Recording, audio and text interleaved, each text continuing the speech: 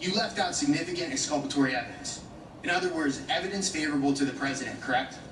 Well, I actually would disagree with you. I think we strove to put into the report exculpatory evidence as well. I got into that with you, where you said there was evidence you left out. Well, you make a choice as to what goes into Isn't it true, Mr. Mueller, isn't it true that on page 1 of volume 2, you state, when you're quoting the statute, you had an obligation to either prosecute or not prosecute?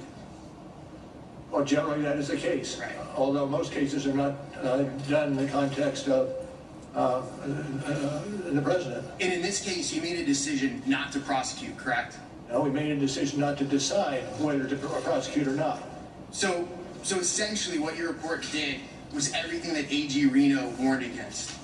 I can't agree with that characterization. Okay, well, what you did is you compiled nearly 450 pages of the very worst information you gathered against the target of your investigation, who happens to be the President of the United States.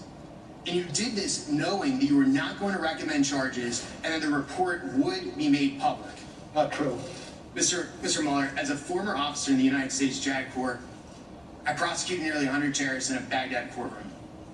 I cross-examined the Butcher of Fallujah in defense of our Navy SEALs. As a civilian, I was elected a magisterial district judge in Pennsylvania, so I'm very well versed in the American legal system. The drafting and the publication of some of the information in this report without an indictment, without prosecution, frankly flies in the face of American justice.